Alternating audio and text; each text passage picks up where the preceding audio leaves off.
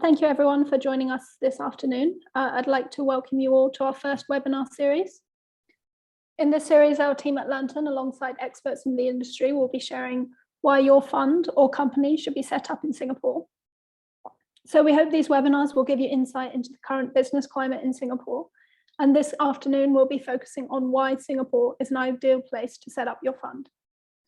So all the attendees can ask questions at any point during the webinar through typing in the Q&A chat box. We'll be addressing the questions either within the conversation or at the end of the webinar. So firstly, I'm Francesca. I'm the head of sales at Lanturn. I've worked in the corporate services industry for over 6 years, and I'll be hosting the 4 webinars that we're holding over these next 2 days. So without further ado, I'd like to introduce our 4 speakers today. Firstly, Thierry is a seasoned investment professional and entrepreneur with 25 years of experience, mainly in Asia and Europe. Thierry is the managing partner at Hera Capital, a private equity fund focused on growth capital investments in companies within the Southeast Asia region.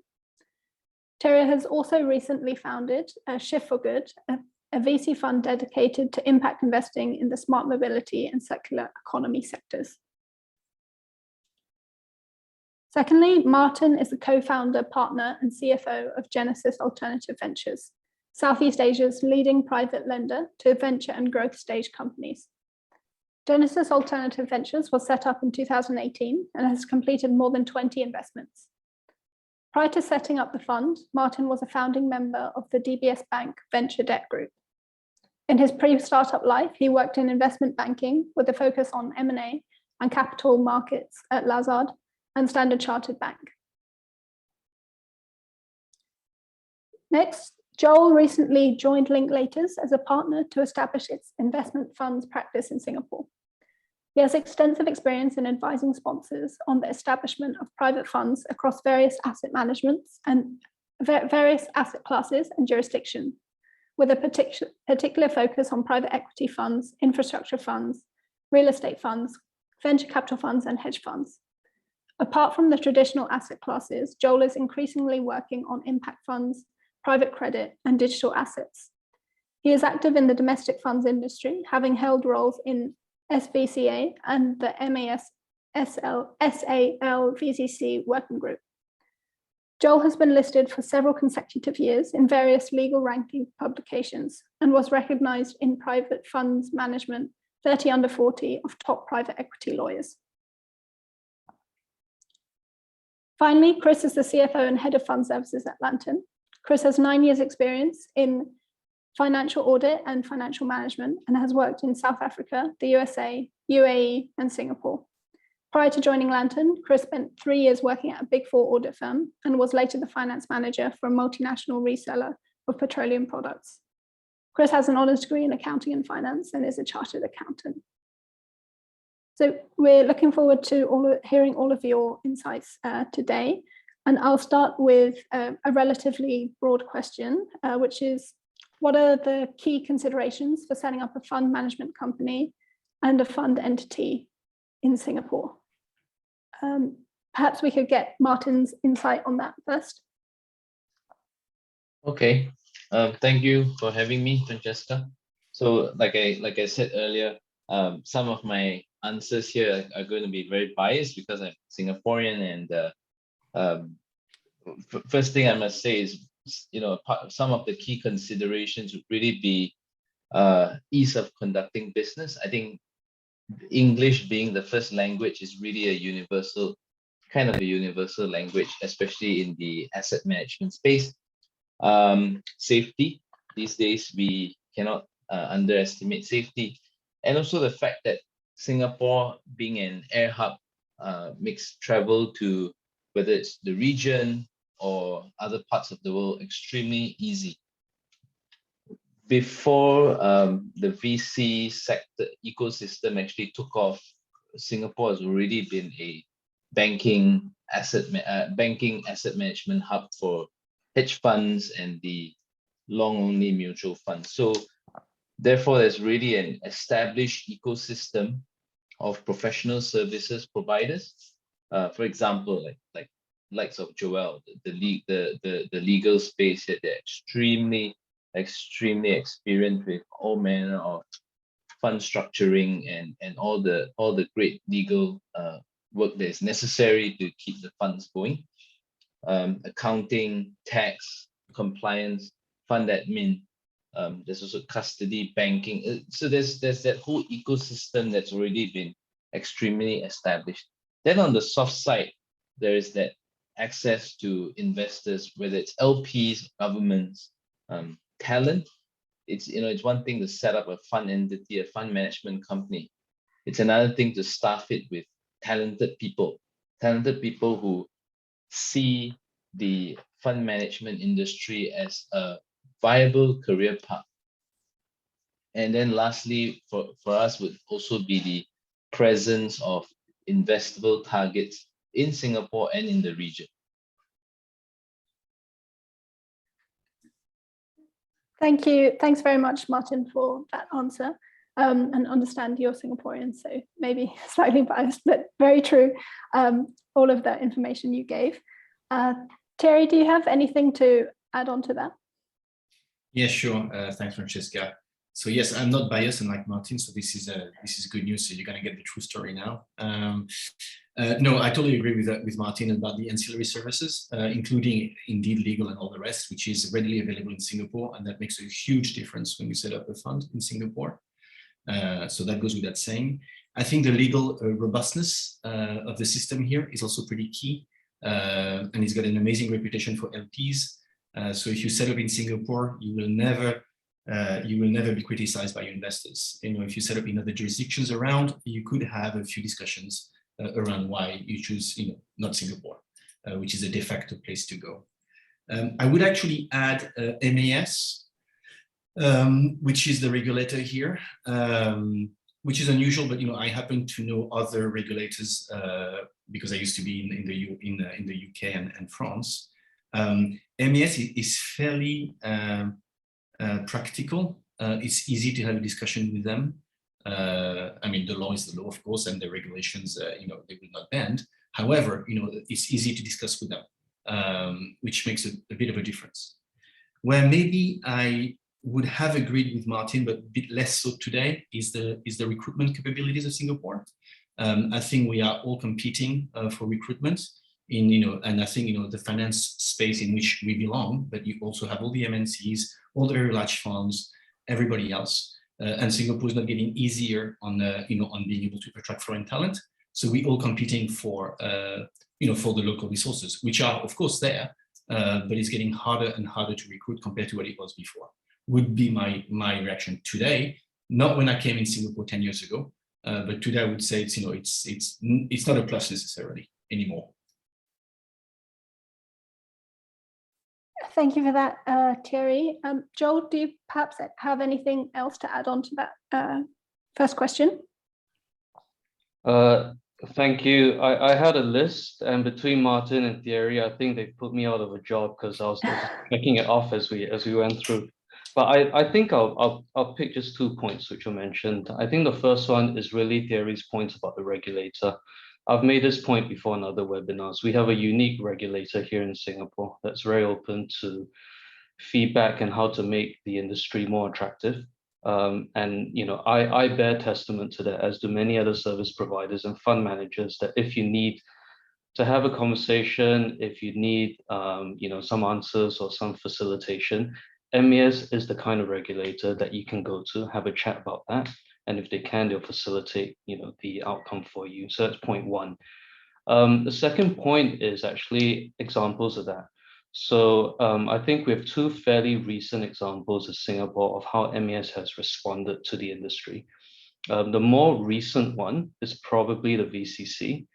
You cannot be in Singapore and not hear about the VCC. And I think we'll talk a little bit more about it later on. So I don't want to talk too much about it here. But the VCC was introduced as a result of demand from the industry for something that was domestic, onshore, substance, and what have you. We'll talk about it later on, but that's a good example. If you go back in time a little bit more, another example is actually the VCFM CMS license status. So if you rewind back to 2015, 2016, we only had the AI LFMC and the RFMC status for any private fund managers. If you were a VC fund manager, I would say there's a very high likelihood you're probably operating some kind of joint venture private limited entity in Singapore to avoid licensing requirements, and structurally sound, but not the most ideal type of outcome. So the VCFM was introduced actually as a result of feedback to the MAS to say, hey, look, venture is a different asset class. Doesn't make sense to be running, that cost of operations and compliance for venture capital managers. Can we do something about that? Can we introduce a new status? MAS took that on board. SBCA, I was there with it at the time. We provided some input to the MAS, but if I recall my timelines correctly, I think after providing the feedback and a consultation, the VCFM was launched, I think, within 6 to 7 months of the consult. So that's just another good example, I think, of how the regulator looks at what the industry needs, reacts, and tries to introduce something to support that. So I add those 2 points as my 5 cents to this question. Thank you very much, Joel. And yes, we'll definitely go more into the different types of fund structures in a couple of questions. But firstly, let's touch briefly on the topic of tax. So, of course, Singapore has generally favorable tax laws. How did that affect your decision to set up here? Maybe Thierry, you could touch on this first. Sure. It was one consideration, but it was not a key one. To be honest, all the big jurisdictions today, we have attractive tax systems. So you may have one or more percentage here or there, but you can go in multiple places. So it was key. It's very robust. It's very transparent. It's very clear. You can get, you can speak to the taxman very easily here. So that's working really well, and there's a lot of possibilities. So that's great. But it was a consideration. Again, I think by and large people are competing now for VC funds. So tax is an easy way to align the game. So I would say it's good, but it's on par with the rest. All right, great. Thanks for that insight, Thierry. And Martin, of course, you would have set up your fund here mainly because you're based here yourself, but how big was the consideration about the tax? Again, I must agree with Thierry. It's one of the many considerations for us. It's not the be all and end all. All right, thank you. All right, so maybe going back to Joel and the more detailed question on fund structures. So I wanted to ask, what are the different types of fund structures in Singapore, and do you have any advice on which one to choose? I'm not biased. Look, I think that there's importance to make a distinction at the outset to the question, which is that I think in our response, I think for all of us, Martin, Thierry, myself, we're talking more about managers when we talked about setting up the business here. But there are no restrictions as a manager on the type of vehicle that you want to use. So if you wanted to use a BVI fund or Cayman or Singapore, it doesn't matter. All of them are up for grabs. And from a manager point of view, it is a separate product each time. But if you want to bring that question, make it a bit more localized and talk about what do we have in Singapore, then I would say in my universe, I would only focus on 2 vehicles. I think some of my peers in the industry might disagree with me, but I'll explain a bit more. Historically, we've always had the Singapore Limited Partnership, and that has been around since 2009. It is currently in the process of being revamped, improved, as consultation ongoing background to make it more comparable to other limited partnership jurisdictions. I think it is an excellent vehicle. There's a good reason why terms like GP and LP float around, and that originates from the very fact that a legal entity as a limited partnership historically began with general partners, limited partners, sponsors, investors. That term just simply becomes synonymous with the way that these vehicles work. But we've had that for a long time. We're continuing to improve that. My general recommendation is that if you're dealing with anything that's an illiquid asset class, whether we're talking about private equity, venture, real estate, infrastructure, I think the partnership is a very good vehicle for that purpose. And you'll find yourself in very good company, not necessarily just within Singapore, but across different jurisdictions using a partnership as a fund vehicle. The other vehicle that, again, I was saying you can't be in Singapore without talking about it is the VCC. And that's just been front and center of every fund, discussion I've been having in the past 2.5 years, even before it was launched. But I think, certainly those on the panel here, and I believe a significant portion of our audience will be aware that this vehicle was launched just over 2 years ago. It's had a very good run. It's about 2 years and a bit. It's supported by a grant scheme as well, which runs out in about 10 months' time, January next year. But I'll tell you, it's had a very good run. The promoting was amazing. I think Emirs did a phenomenal job. And I have, in practice, seen it actually used in many different ways. I've seen it used across different asset classes, PE, VC, hedge, long only, credit. I've seen it used as a vehicle for family offices, in particular multifamily offices, where they put different products into different sub-funds. I've used it used as a standalone, a non-umbrella fund for hedge funds as well. So as a direct substitute for Cayman exempted companies, it is pretty versatile. I'm going to say something, it's not meant to be controversial, but some may think it's a little bit controversial. And to be clear, I sit on the VCC working group, so I'm all in for making this vehicle work. But I do have a strong belief that you have to find the right vehicle for the asset class that you're using, and you have to match that to the profile of investors that you're looking at, as well as the target jurisdictions of investments you're making. So a lot of factors come into play. What do I mean? If you came to me and you said, hey, I want to set up my VCP fund as a VCC, I would probably say to that manager, look, think about it quite carefully. Is this fund number one? Is this a successor fund for you? Legally, there are differences. How are you going to map the differences across? Does that work across what you're trying to do? For example, variances in rights, side letters, etc. Lots of, technically, there are more things you can go into. And the last thing you want to be doing, at least in my view, is that you want to be reinventing the wheel if you have a stable base of LPs and having to reopen that discussion. First-time manager, on the other hand, small fund, you're not too concerned about those types of questions necessarily being asked by your investors, then hey, I think the VCC works. But to me, it's a more detailed discussion. But taking a step back, to me, these are, I would say, probably the two main fund vehicles that are available in Singapore. What else have I seen, just to be complete? I've certainly seen the private limited used as a fund vehicle. I don't recommend it because it was not designed to be a fund.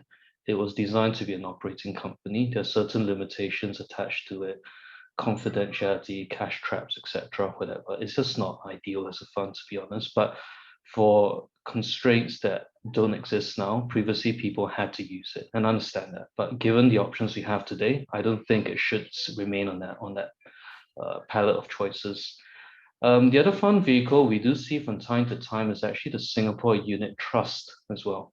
Now, it tends to be used by a more select group of managers or sponsors who tend to have begun life maybe as REIT managers, and they try to scale down their fund from what was a retail offering to a private offering. They don't necessarily, from their point of view, want to reinvent the wheel because they don't want to learn a new vehicle, but they're happy to scale down the compliance they need. Because if you're dealing with private as opposed to retail, you can do that more easily, you cut it down. But I'll say that in and of itself, I see that gradually going away. So I think, once the VCC grant scheme is over, and that's January next year, once we, the external pressure factor goes away, we're going to see a nice equilibrium sitting in Singapore in terms of choosing between the VCC and the limited partnership. I think that's a likely outcome. Just for completeness, because otherwise I'll look like I'm being incomplete. Again, I'll reemphasize the points earlier that we are not limited to Singapore. I believe that Cayman continues to offer a viable option, as do fund structures in places like Luxembourg and the BVI. The answer is not a straightforward answer. It is a result of understanding what are the dynamics in your fundraise, who are your target investors, where are your target jurisdictions, what are the tax dynamics, reporting obligations, etc. So a lot of that comes in. There is a process to that. It can take sometimes weeks or even months to land on the correct decision.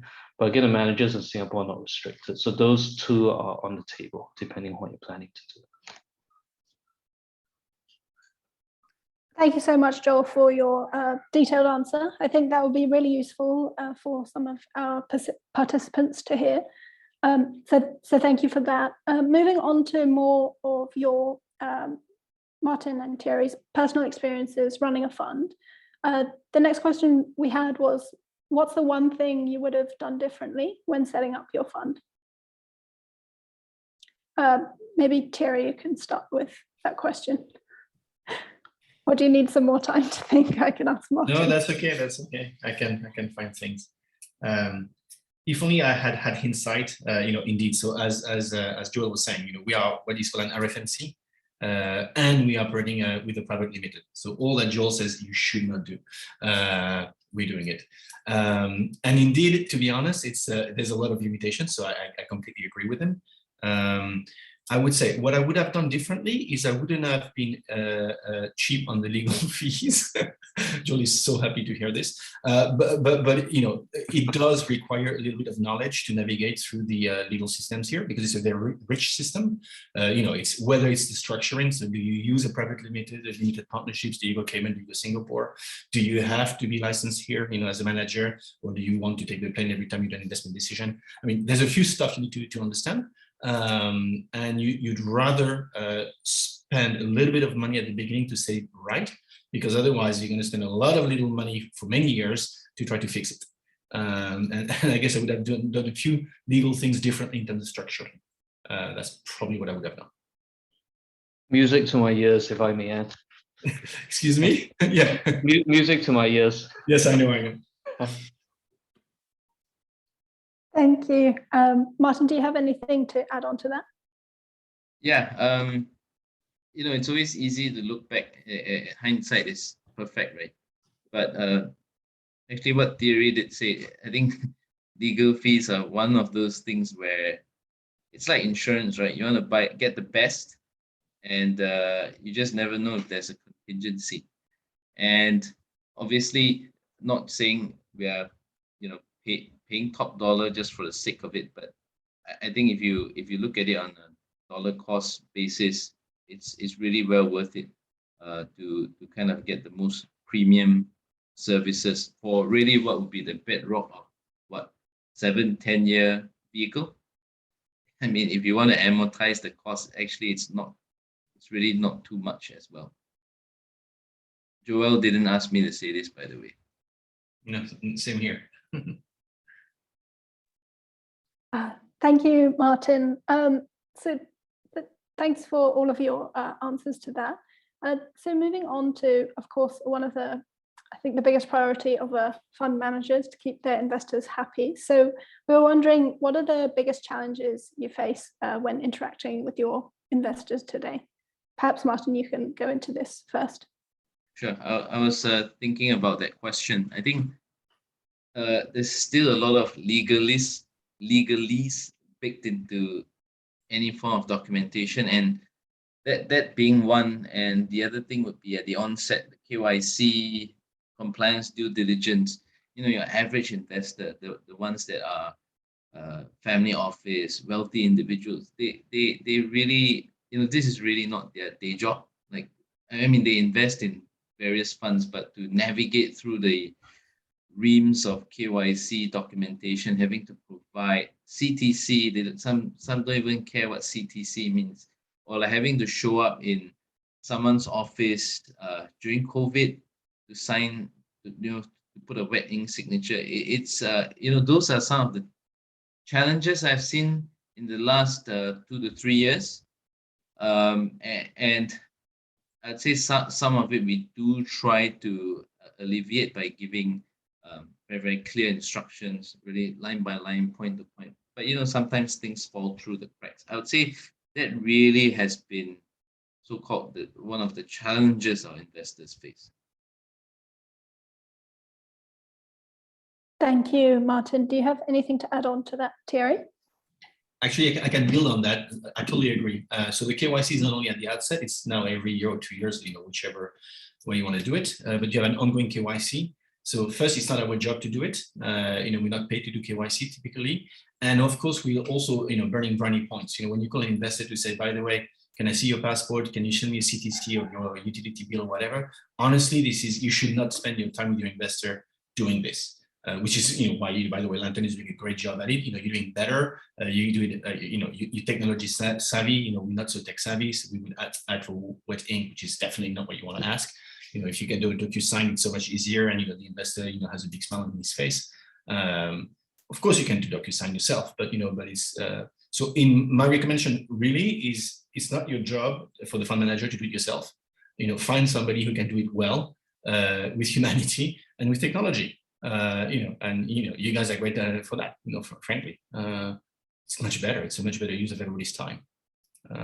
Plus, you're going to tick the boxes. I have a lot of investors, so there will be definitely things falling through the cracks. Much less if you outsource to someone else. Thank you, Thierry, and glad to hear that you've had a positive experience with us. And I wouldn't be here otherwise. I think Francesca. Yes, of course. Thank you. So I think this leads quite well into the next question. So you've already highlighted the topic of KYC, which is a big part, or should be a big part of what the fund administrator can help you with. But I wanted to dive more into whether you had any previous challenges with fund administrators and how that may affect your choice when choosing an administrator. Yep. Perhaps Thierry, if you want to expand a bit more, and then we'll move on to Martin. Oh, so I used to deal with one of the, the tier 1 fund administrators, and they're wonderful if you're a very big fund. Because then I think you have your dedicated resource in-house over there. He's your officer or she's your officer, and wonderful. And on top of having a great service, they wine you, dine you, wonderful. However, if you're a bit smaller than like I am, then you really are at the bottom of the pile. They're not as tech savvy as you would be, from my experience at least of a few years back. Maybe they're better now. And to be blunt, they're very expensive. Because if you have the KKRs and Blackstones of this world as clients, frankly, they're happy to pay the big bucks. I don't have the type of AUMs that Blackstone has. So we had a transition time where we did it in-house, which was very unpleasant for all the reasons I've mentioned, calling your investors for KYC, doing CRS, FATCA every year, having to answer all the MAS surveys, which are constant, all that good stuff. Honestly, it's painful. However, any fund manager, on the call is free to try, but I can guarantee some pain. And then in the end, we went with you, which has been honestly a very pleasant experience. Because it's your job, you do it well, you are tech savvy, and you almost a one-stop shop. These days, there's so much you do, which is great. It makes things easier for us. And you're responsive. So yeah, that would be my little advice about big guys versus small guys like you. Thank you. That's great to hear. Thanks so much for that feedback. Martin, would you want to expand a little more on that?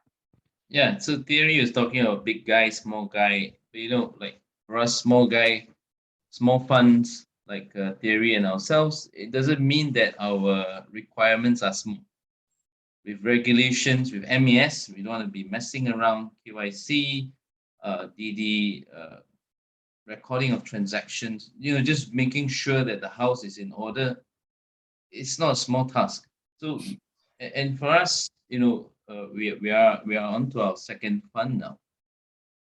Every fund is different, and so we do need a fair amount of flexibility in terms of our operation. So we can't go with a provider that says, well, this is the way we do things, and maybe because their paymaster is the Blackstones of the world, so there's a lot more resources catered to those funds, the big boys.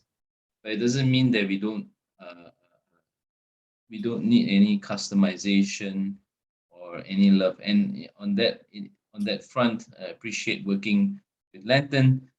Chris is here. He knows that I speak to him more than I need to, but he makes our life. He and his team, I mean the entire Lanturn team, really has made our lives much easier, as well as allow us to focus on our core job.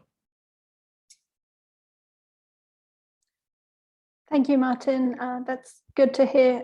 Chris, as our head of fund services, could you perhaps share some further insight into common pain points we've heard about the fund services industry generally? Thanks, Francesca, and thanks, Thierry. Thanks, Martin, for the kind words.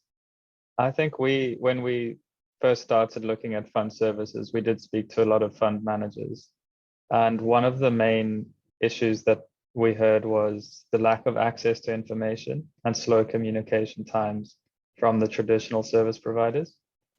So all of the information sits with them as a fund manager. It was a struggle to get hold of your information. When it was sent to you, it was sent as PDFs or sometimes as very standardized templates.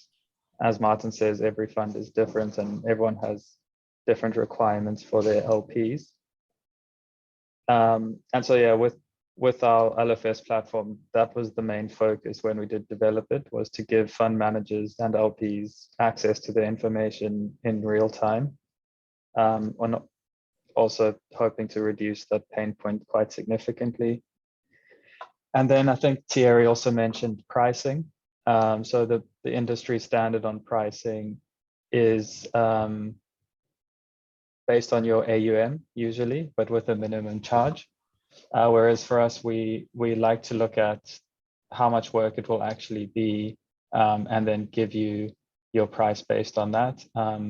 It means if you have this many investors, this many investments, and want quarterly reporting, it's going to be this much per year. If you want to reduce it, you can change the reporting frequency, for example, and we can reduce it like that.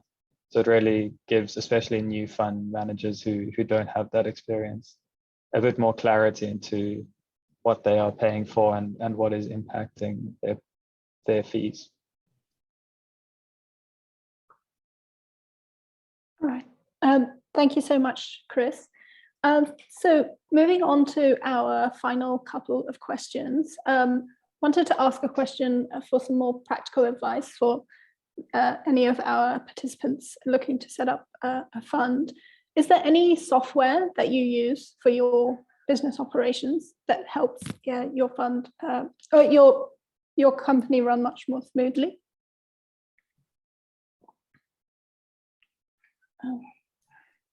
Perhaps Thierry, if you have any insight on this. Sure. So there is an accounting software that everybody who operates in Singapore has to use. Typically, I think it's called Xero. I mean, there's two softwares, and I think we do use Xero. Then there's Excel, which is of course this wonderful software that we use all the time, which I strongly don't advise that you manage your fund with, although it would be very tempting. And then you have people like you, because effectively today you have your in-house platform. You could, somebody else would brand this a software. I don't think you branded a software, but it's, you developed it. It's in-house. It's a SaaS model, and that works. So that's very new for us to use it, to be honest. I mean, it's pretty new for you guys as well. I mean, I think this is an offering that we just are rolling out as we speak. But that's very useful. I mean, if you can see actually capital account statements, equalization methodologies, fund documentations, all this, just on a standardized platform, it's amazing. So yes, I would say we've been using Xero and Excel, and we are now using extensively, or we're going to be using more extensively your platform. I don't know, how do you call it? LFS, I guess. I think that would be the name. Yes, yeah. That would be the new SaaS model that we use.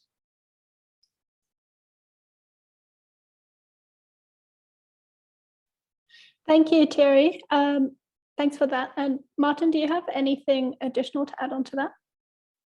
Yeah, I guess when you say software, you really mean probably like operating system. Right? So we do have Xero. Excel is definitely a very important staple. And the other thing that we are looking at would be the LFS platform, which I guess fully integrates the accounting as well as our portfolio management. Thank you, Martin. So I have one more final question, which I'm wondering if any of you three have any insight into. But looking more towards the future, where do you see the market trends heading in terms of the fund services industry? So fund services, you mean people like you, huh? Not just people like us, but as a whole, where you're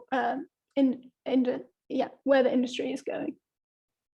Maybe I think the fund industry, fund and fund management, more than fund services.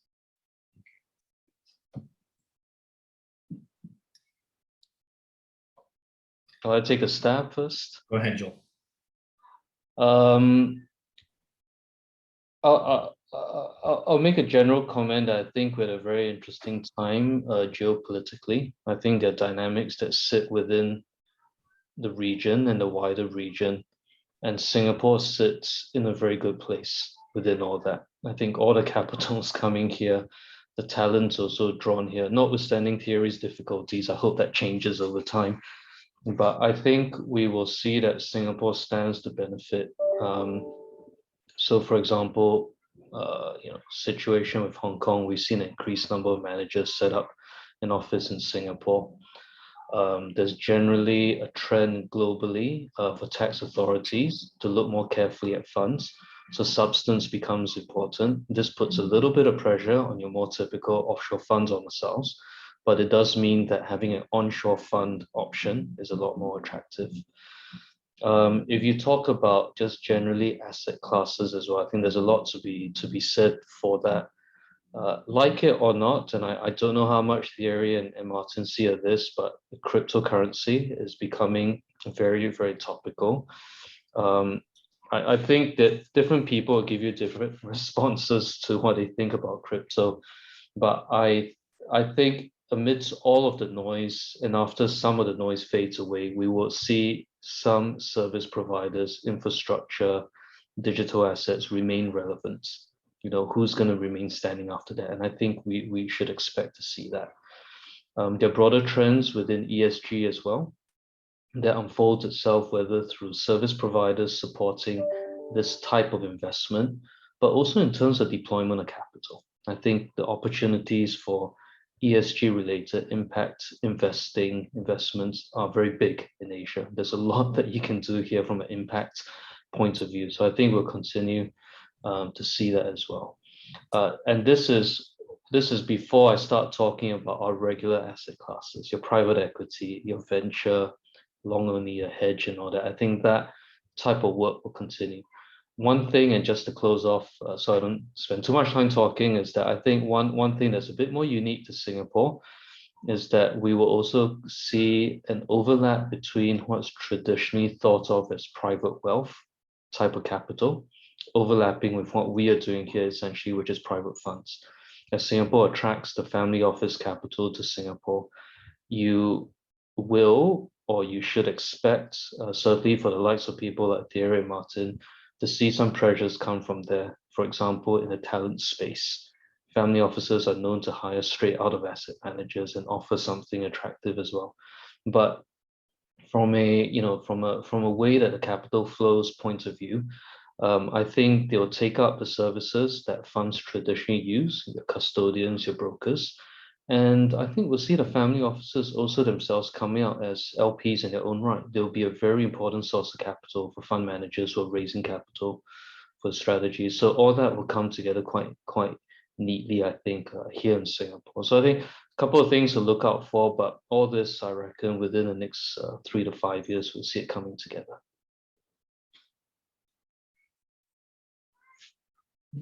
Thanks so much, Joel, for that insight. Thierry or Martin, would you have anything to add on? Martin? Yeah, well, I mean, Joel has said it quite rightly. In geopolitically, we're in an interesting position right now to be so-called to be in. And also, I think success begets success. When I just started my career, Singapore was already a asset management hub for the long-only funds, hedge funds. So Joel was talking about cryptos. Now we've got VCs. I think it only can get bigger. The MAS definitely is very, very pro-business, very progressive as a regulator. And that would only serve Singapore's positioning as an asset management hub for the future very well.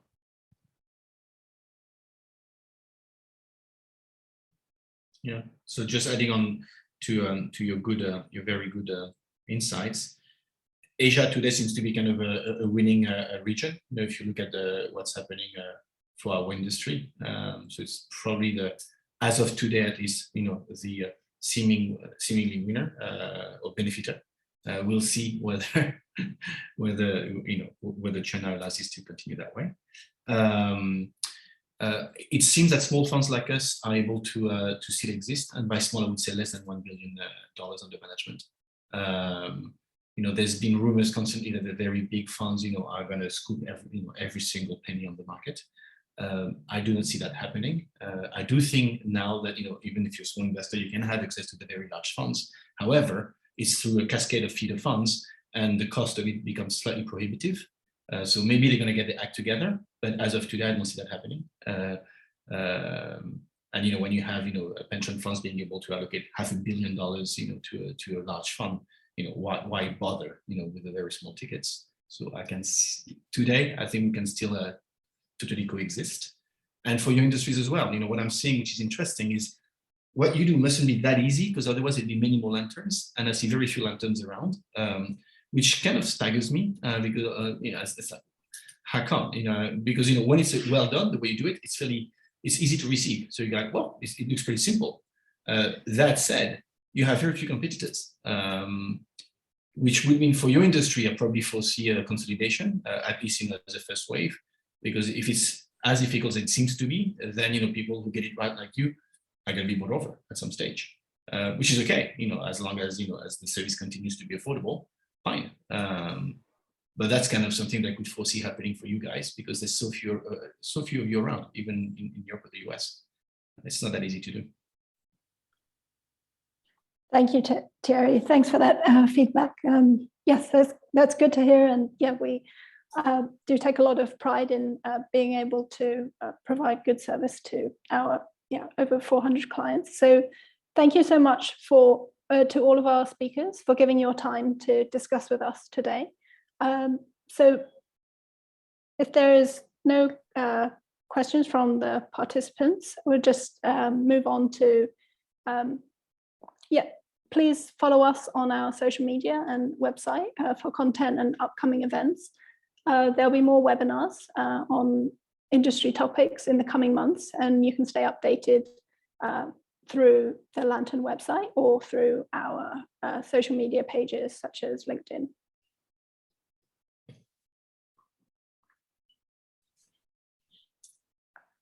Thank you, everyone. Thank you, and everyone. Thanks again to the speakers.